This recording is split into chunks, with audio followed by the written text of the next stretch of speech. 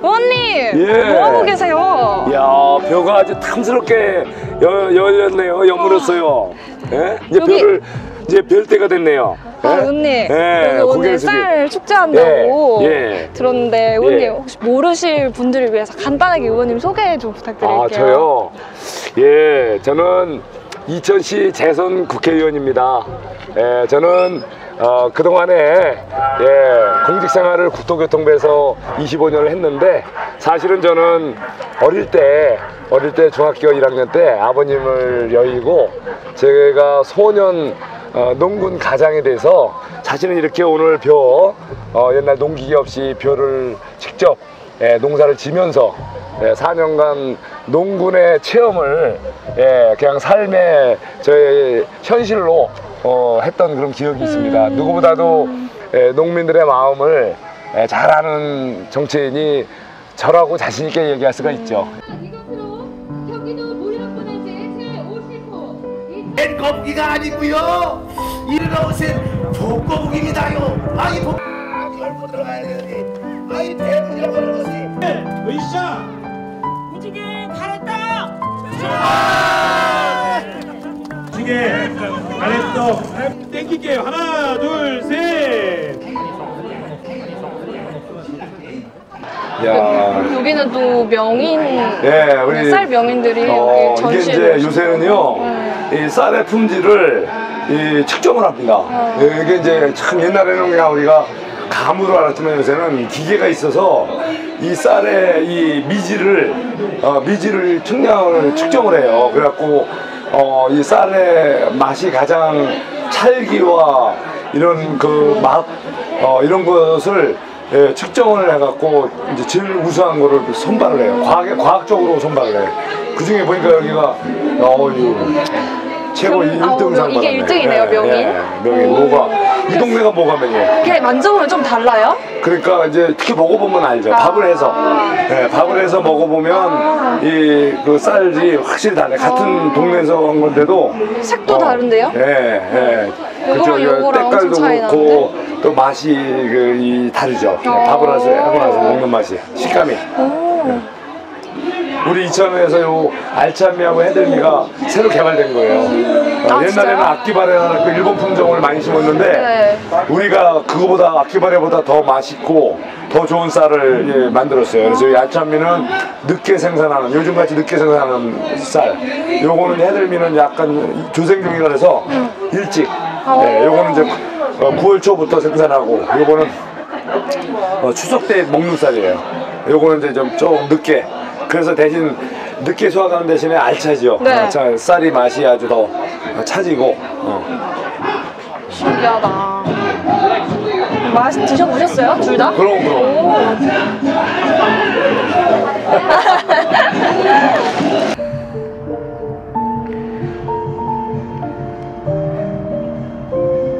근데 이게 쌀이 지금 공급이 너무 많이 늘어서 시장에서 격리를 하잖아요.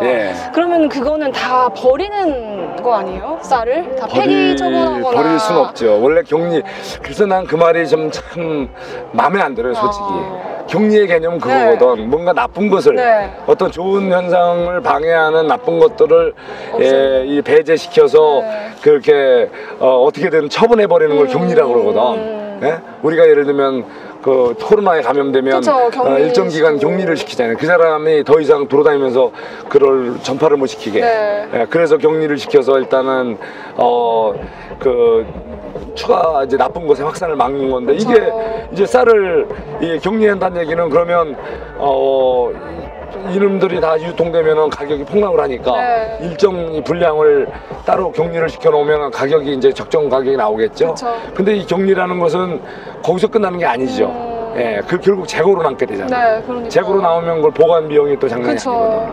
그래서 이제 그 격리라는 자체가 상당히 근본적인 해법이 아닐 수가 있는 거죠. 나중에 국가가 수매해서 관리하는 그 쌀이 결국은 처분이 안 되고 계속 그 재고로 누적이 된다면 국가의 그 관리 비용은 계속 늘어나는 거죠.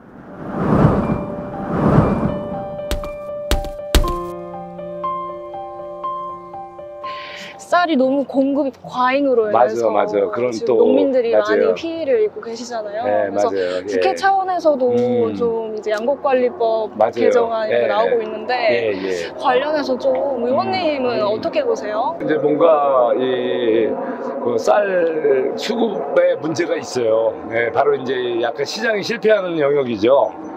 그러니 만큼 정부가 개입은 해야 됩니다. 근데 그동안은 이제 직불제 개념으로 이렇게 쌀 농사를 지었을 때 안 짓거나 또는 이제 시세가 이렇게 생산비에 못 미칠 때 그럴 때는 이제 정부가 이제 보조하는 방식으로 직불제가 있었는데 그거 갖고도 좀 어렵다는 거죠.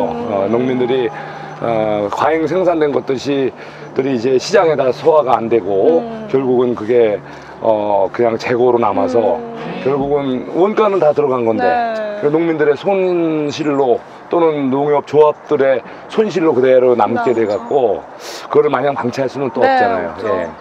그래서 여러 가지 이 쌀이 과잉 공급되는 양상에는 이제 두 가지 측면이 있죠. 하나는 이제 생산성이 좋아지니까 똑같은 면적에서 보다 많은 쌀이 생산되는 경우도 있고, 또 하나는 이 쌀 소비가 국민들의 이제 식생활 습관이 바뀌다 보니까 이제 쌀 소비가 좀 줄어드는 측면도 있고, 그래서 그 양쪽을 다 고려를 해야 될 것 같아요. 그래서 과거에는 쌀이 항상 부족해서 우리 우리 어릴 땐 뭐 진짜 쌀을 못 먹게 하고 막 보리밥 이런 고구마 이런 거로 그걸 대신 때우고 이런 적이 있었는데, 이제 우리가 이제 풍요로운 시대가 된 거죠. 그러니까 이제 상황 변화에 맞게 이제 쌀 가격 안정을 위해서 좀 정부가 노력은 이제 해야 됩니다. 그런데 이제 방식이 지금 종전처럼 직불제를 하는 방법도 있었고, 이번에 새롭게 전량 수매제 이런 식으로 하는 방법도 있는데, 여러 가지 대안이지만 이 모든 게 좀 과학적으로 가야죠. 그래서 이제 중요한 건 아까 말씀드린 대로 공급이 과잉이라고 하면은 어떻게 그러면 어느 정도가 과잉이 되는지, 그 다음에 쌀 소비가 준다면 어느 정도가 줄었는지 이런 거를 잘 과학적으로 분석을 해서 수급이 안 맞는 부분에 대해서는 이제 정부가 개입을 해서 이렇게 수매해 주는 방법도 있고, 또는 이제 전체적인 물량을 이제 좀 조절을 해야죠. 타작물로 전환을 시킨다든가. 왜냐면 어차피 농지를 놀릴 수는 없으니까. 그래서 생산성 있는 다른 작물로 대체를 한다든가. 뭐 이렇게 좀 농지 정책 과학적으로 좀 섬세하게 정책이 짜여져야 될 것 같아요. 지금같이 이렇게 민주당에서 하는 식으로 그냥 무조건 과잉 공급된 거 무조건 사라, 국가가 책임져라 이런 식으로 하는 거는 일시적으로는 농민들한테 인기를 얻을 수 있을지 모르지만, 그게 구조적으로 다음에도 똑같은 현상이 이어지면 결국 국민 세금을 쓰면서 결국은 타작물을 경작하는 농민들과의 형평성에도 어긋나고, 또 이게 또 수매한 그 자체가 계속 누적이 되면 국가의 부담이거든요. 결국 재고가 쌓이고 보관비 이런 게 계속 누적되면 결국은 국민들에게 혜택을 주지 않으면서 그냥 비용만 계속 드는 악순환이 올 수 있기 때문에, 그런 이제 수요 공급을 정확히 과학적으로 분석해서 그거를 이제 소화를 시킬 수 있게끔 뭔가 이제 좀 유도하는 정책, 그런 섬세한 정책 조합이 필요한 거죠. 의원님, 저희가 오늘 여기서 쌀 축제 한번 둘러봤는데 또 이천하면 쌀 말고도 또 유명한 게 있다고 들었어요. 그렇죠. 도자기가 그렇게 유명하다고. 그럼요. 한번 저희 도자기 만들러 가볼 수 있을까요? 좋습니다. 종합 예술의 진수라고 할 수 있는 우리 흙과 물과 불의 조화 도자기의 세계를 보러 가봅시다. 가보시죠.